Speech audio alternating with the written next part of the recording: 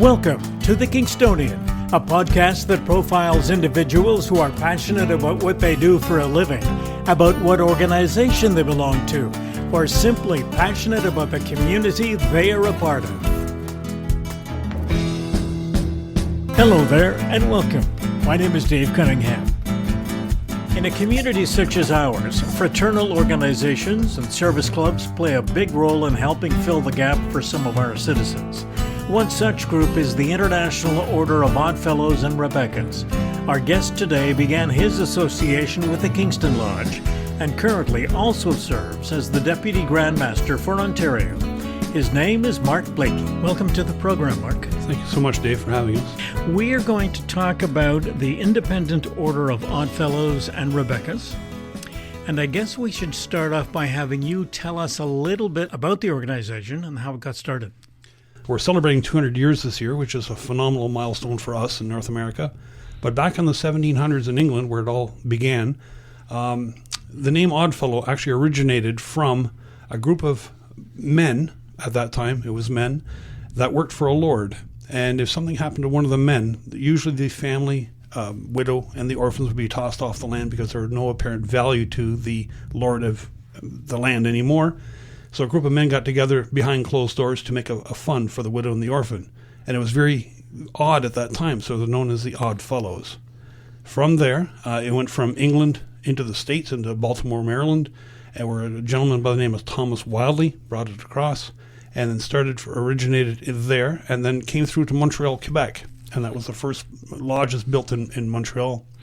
And then on a covered wagon, a couple times a year, the brothers would get on the wagon and come through, and they would start lodges as they came through. So Kingston, for example, is lodge number 10, and it's known as Cataraqui Granite Lodge number 10. But in essence, there was actually 3 lodges here at one point in time. Cataraqui was one, Granite was another. The 2 lodges accumulated, or amalgamated, so then it became Cataraqui Granite Lodge number 10. And at our high point back in the 50s, we had 1,200 members, 3 lodges, and just a phenomenal amount of odd fellowship going on in this very city. Most people remember us for playing bingo at the big lodge up on Princess Street, or learning how to dance. But the little-known facts about Odd Fellowship in Kingston are Sir John A. Macdonald actually started Odd Fellowship in Kingston. So he would have gotten together with 4 or 5 other guys, got together, and would have formed the first lodge. Dr. A.E. Ross, another famous Oddfellow, was very instrumental and invented the ambulatory services of the First World War, which then they used. So, I mean, the history does go on and on. If you came into our hall on Concession Street and looked around the walls, you would see the who's who of Kingston, their faces and names up on the walls of the lodge room. Now, when we talk about an organization such as the Oddfellows, yes, I was thinking of it in terms of it being a service club, but you're telling me it's not a service club. We're not a service club. We're a fraternal organization. So therefore, if you need help in any other part of the world, if you're an Oddfellow, any Oddfellow Lodge will welcome you in as a brother or sister. We have been to other parts of the United States and other countries, such as Cuba and the Philippines, where lodges are growing. And it's anything from during a natural disaster where you need to find your relatives. You make a phone call to the lodge, and they will go and they will help you find your relatives to put your mind at peace. We've been to ourselves just Pennsylvania recently, and went into the Grand Lodge of Pennsylvania. Just come on in, have a seat. Here's a coffee. What's new and exciting? You're in the world because we're one and the same. You're recognized as an Oddfellow. What are the main principles that you look at when you're talking about someone being an Oddfellow? Well, when we're looking at that, our goal is to help make the world a better place, to live by aiding each other and by organizing charitable projects and activities that would benefit the less fortunate, the children, the youth, the elderly, the environment, and the community in every way possible. So when we join, our pledge or our commitment is to bury the dead, to educate the orphan, to visit the sick, and relieve the distressed in any way, shape, or form. In Kingston, we do operate a humanitarian services program, which is the biggest in the province, by the way, and we will deliver free of charge hospital beds, walkers, canes, whatever is needed, wheelchairs, power wheelchairs, to anyone that is in need of that sort of items. And then we pick it up, again, at no additional charge. Now, our sister lodge in Harrowsmith also does the same thing. The Oddfellows Rebekahs there do it, so we are mandated to help anyone and everyone that we possibly can. When you talk about the kinds of things that organizations like yours do, and I find that if you are deeply involved with one organization, you don't have a lot of experience with another because you've dedicated yourself to the one organization. I'm just curious to know if you've got any sense as to how your organization would differ from others that provide the kind of community service that you do. I think everyone is a little bit different, Dave. Everyone has their own little claim to fame, if you will, for anything. For pet cause. Pet cause, exactly, for lack of a better word. Our pet cause since 1985 has been Camp Trillium, and I will tell you more about that just a little bit later. Yeah. But we certainly, and we have put probably a million dinners to rest on a Sunday afternoon. Come and get your roast beef or turkey or what have you. To do garage sales, to do whatever it is to raise funds for our local charities that we provide and we support. We have so many different charities like the Eye Bank out of Toronto that we help support. We support leukemia. We support arthritis. We have an Oddfellow Rebekah home in Barrie that we also support. So when we're out there doing our volunteerism or our fundraising, every dollar that we raise is going back into the community in some way, shape, or form. Other service clubs that are out there, they do great work as well.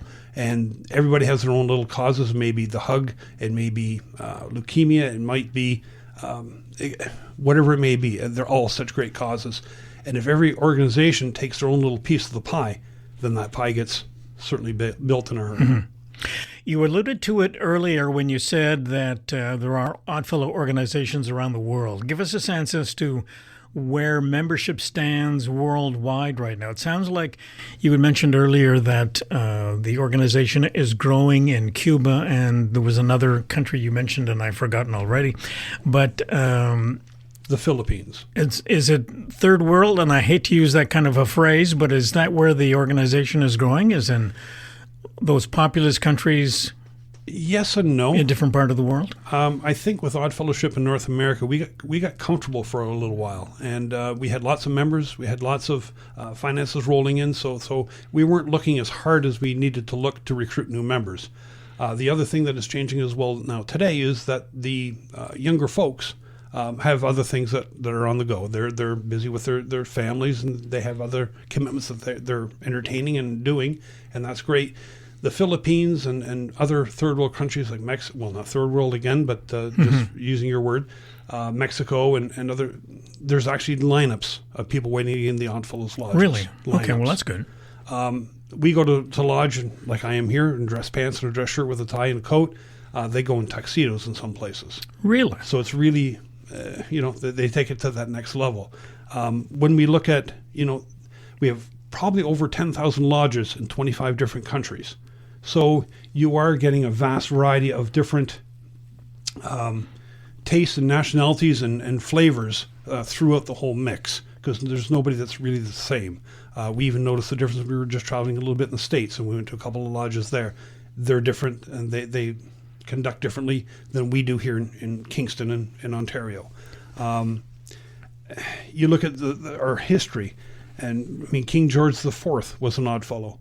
Wyatt Earp was an Oddfellow, and we actually have his membership card that we can still show. And one of the Dalton boys was his noble grand, or the leader of the lodge. There's the spectrum. There's the King of England and the sheriff in the wild, wild west. Yeah. That brings up a point. I was just going to ask you the question, and you led into it beautifully. There, as I read when I was looking to do this interview and have a chat with you, the business of the organization being founded in England originally, and then it came over to North America, and then is there a stream that's American-based and a stream that's British-based that different countries follow, or is it all one stream these days? It's all one and the same. We all follow the same. It's called our code or ritual or little red book, whatever way you want to pronounce it. But we all follow the same guides and regulations and rules that make us Oddfellows and Rebekahs. Mm-hmm. So when we go across, and it's actually funny you mentioned England, because we were at the lodge one day, or Shirley was at the lodge one day, my wife, and this gentleman was out in the parking lot of our lodge, and he came over and said, "I'm an Oddfellow from England." So we had a great chat, and came in the lodge and took a look around. We had another gentleman show up from Sweden one night and just show up to a meeting. So it's the same all our way, and that's the one thing that we can pride ourselves on, is that our code, our ritual is the same throughout the world. It doesn't vary. It seems to me with all of these organizations, the one common thread seems to be fellowship. So if you are, whether it be an Oddfellow or Rebekah or whatever, that no matter where you go, people understand who you are and you're welcomed in to the meeting or the coffee or whatever the case may happen to be. Yes. Let's talk about membership. And I know that with most organizations, there were a lot more people involved in volunteer activity for years and years and years. But as you alluded to earlier, and I found the same sort of thing, is that it's difficult to find people to come out and help you to be volunteers in a given organization. Do you find that with Oddfellows? Is that something that is also a concern for you going forward? Well, again, if you look back to the 50s, and we had 1,200 members, like I'd preluded to, and now we're down to probably about 40, just over 60 years later or 7 years later. It is a problem. And I mean, I've been around, I've been speaking with, the different other service clubs and different either fraternal organizations that are around, and they're all suffering the same thing. They're all going through the same withdrawal of membership. They're getting, it's harder and harder to get people to commit to want to make that difference. And I implore to your listeners, make a difference in your world. Make a difference in your community, your city, even your street. Do something today, tomorrow, the next day, that will make it better for somebody else other than just yourself. Because if you leave the world in a better place, then think where things will go. And I think the other message, too, is that someone else, I guess the psychology is somebody else will do this as opposed to me doing this. So you want to encourage people to get them involved, to get everybody involved. You joined Oddfellows and Rebekah's back in 1999? Yes. Okay, so you've been around 20 years in the organization. 20 years. What prompted you to join this organization out of all the other organizations around? At the time when I joined, Shirley and my wife and I were both looking for something to do, to give something back to the community, because we fully believe, being from the East Coast, that you have to do for somebody else before you do for yourself. And at the time, Shirley, my wife, was in retail and dealing with ladies' fashions, and was able to facilitate a fashion show to happen at that lodge. Now, the lodge at that point, 20 years ago, not many people were invited off the street to go through the lodge. It was a private meeting area for Oddfellows and Rebekahs. So when that happened, after the fashion show, I was down in the coffee room, and I got cornered by a couple of the guys and said, you may want to join. So it went You may want to join. So after some thought, we did. I joined the Oddfellows, and Shirley joined the Rebekahs. And I mean, the rest is history. But again, it was a past Grandmaster's son that recruited me and made me, became my sponsor and showed me the ropes. Don Foster, and his father's Newt Foster. Now, Don is, I think, a former quarterback, and they still meet at the lodge every single Tuesday, and the old members like to get together and tell lies and have some coffee. One of the things we haven't talked about is the structure that's involved, and we don't want to get into a lot of detail, but obviously there's an internal structure in each lodge, and I would assume that when you became Grand Master of Ontario, that's a step up, so you have a certain level of responsibility for the whole province when you get to that level as Grand Master. Yes, in a lodge, I mean, you basically, if you look at a service club or any other organization, you have a president, vice president. Yep. So we have the same things. It's termed differently. We have Noble Grand, Vice Grand, and then you have a person in charge of your district, which could be 2 lodges, it could be 5 lodges. In this case, it was 6 at the time. Now we're down to 4. But then you go up and up and up, and then you hit the province of Ontario. So you go to Stratford, which is where our Grand Lodge sessions are held. We almost got to see Justin Bieber 2 years ago. We just missed him by about 10 minutes at the Dairy Queen, but that's another story. And Are you trying to tell me that would have been the highlight of your year? Free ice cream is free ice cream at Dairy Queen.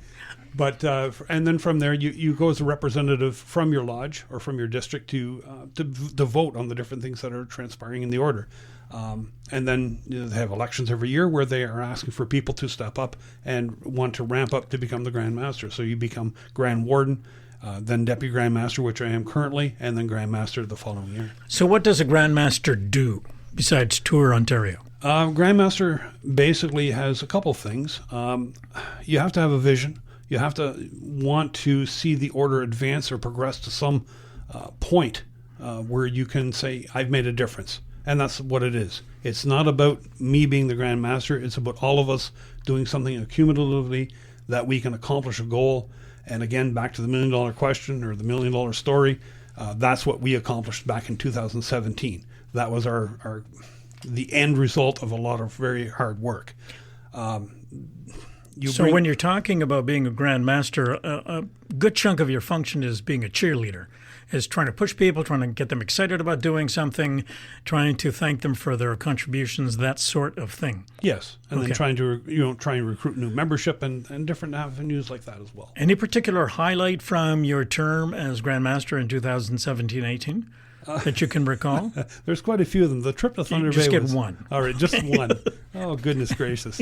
Well, I didn't know, being from down east, born and brought up in New Brunswick, that there was such a fish called a whitefish. I had no clue that fish existed. I presumed it was something, I guess, beyond me. We were in Botswana Bay overnight, and they had fish and chips. Which is where, sorry? Just this side of Thunder Bay. Okay. Other side of Thessalon, so sort of in between. But we stopped at this place. It was a laundromat, motel, hotel, liquor store, gas station, the whole nine yards all in one. And it was fish and chips for $13.99 or whatever it was. And I went in and said, "What kind of fish is it?" She says, "White fish." I said, "But is that cod, halibut, tilapia? What kind of fish?" And she said, "No, it's white fish." So after about a 5-minute discussion, I found out that white fish swim in the bay just outside of Botswana Bay. So I had a hamburger.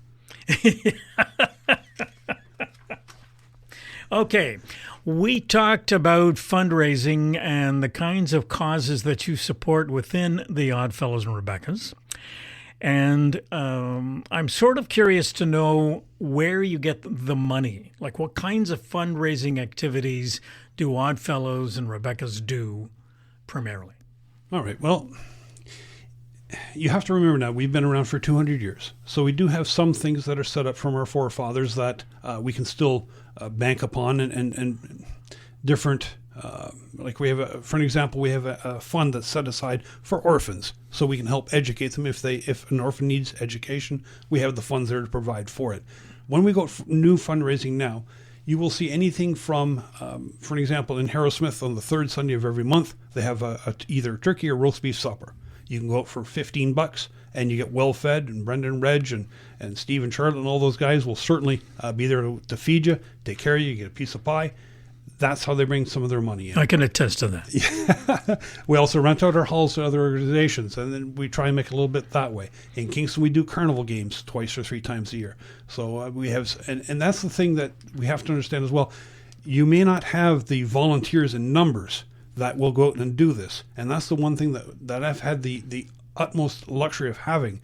But when you have people behind the scenes that are willing to support you, like I work for Shoppers Drug Mart, and my boss and the owner and everybody else has been so very supportive in making sure that I have the time off that I need to go and do this. And then B, when things are certain things that they can help with, they will, because that's their contribution to helping with the overall picture. We have Phil Egan, who owns the gas bar at Canadian Tire. A couple of times, 3 times a year, he'll jump in and donate a whole bunch of stuff towards our different fundraising events that we have going on at that time.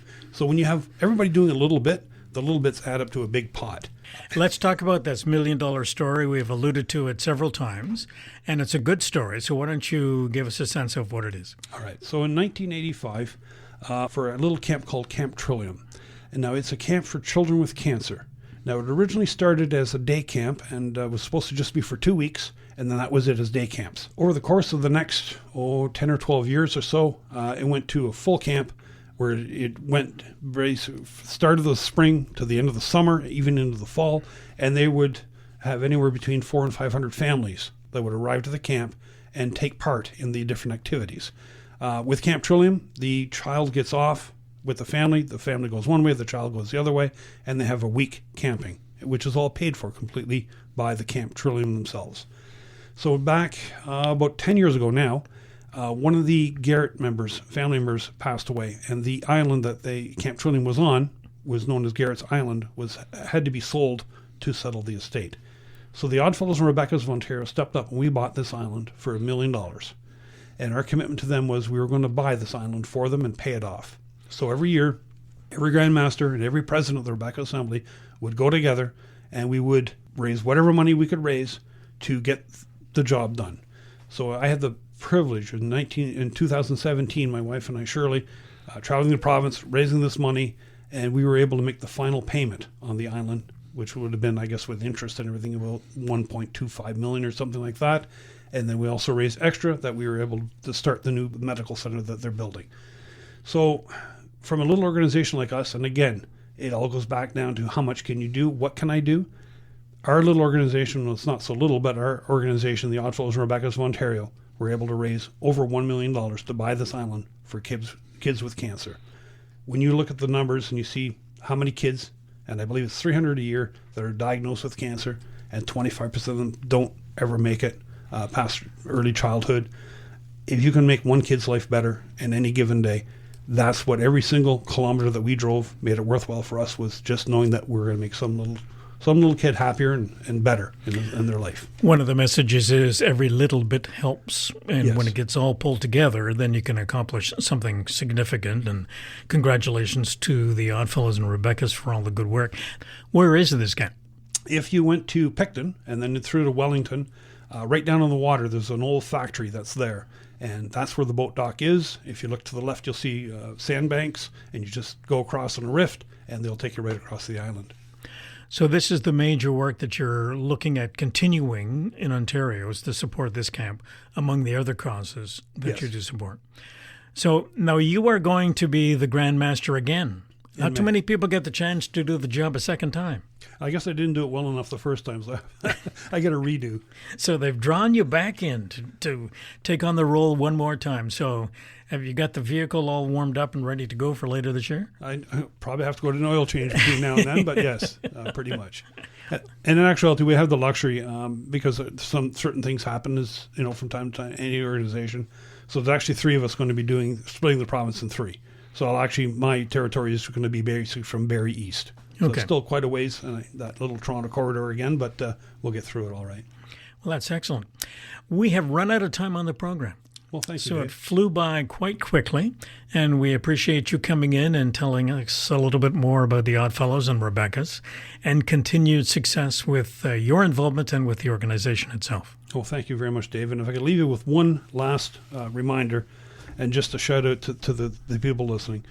With whatever you do, with whatever you're going to do, with whichever you're thinking of doing, I ask you to please remember that there's no limit as to what you can actually do and accomplish. And there's nowhere that you can go as long as you don't mind who gets the credit. Because if you don't care about who's getting the credit, the job will get done. And I leave you with that. Thank you, Mark. Thank you so.